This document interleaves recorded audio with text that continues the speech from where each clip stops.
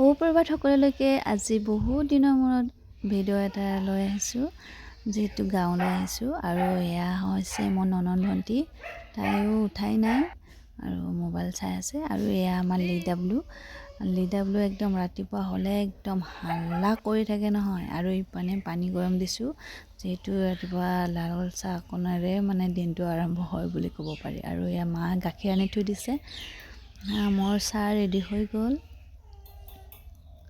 আমি চাহ খোৱা মানুহ মাত্ৰ 3জন।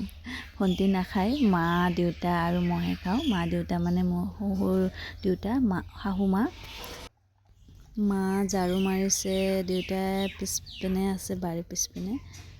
তেওঁলোকৰ কাৰণে ৰৈ দিছোঁ মই।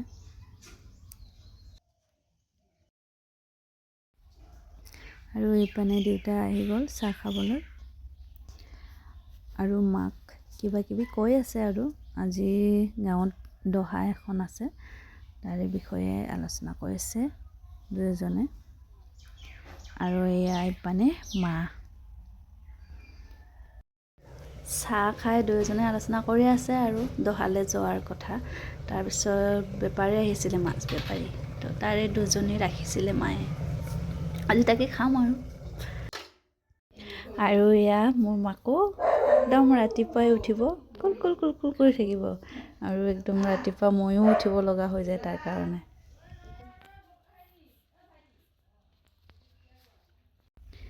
আৰু ইপানে আইতাকৰ লগত একদম কি গহীনত থাকিব আৰু।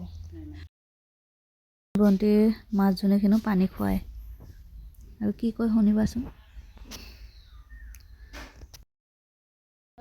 মাছে পানী খালেনে? খালে। এইপিনে আইতা ককাকৰ লগত একদম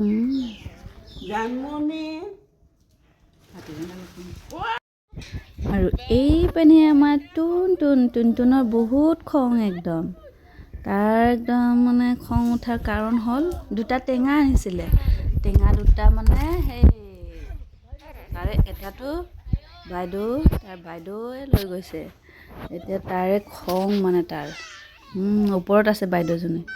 আৰু পিহীয়েকে লৈছে যদিও তাৰ একদম মানে যাবই লাগে আৰু ওপৰত, টেঙাটো আনিব লাগে। একদম খং টুনটুনৰ। আৰু এয়া হ'ল আমাৰ মাজু ভণ্টি, তাই ওচৰতে বিয়া হৈছে আৰু ইমান দূৰ নহয়। তাৰপিছত আকৌ মই সেইয়া টুনটুনক ল'বলৈ আকৌ আহিব লগা হ'ল তললৈ। তাৰ একদম ওপৰত যোৱাৰ মন মানে, যিহেতু ইমান ওখ, ভয় লাগে পৰি যাবলৈ। আৰু আগলৈ লগ পাম।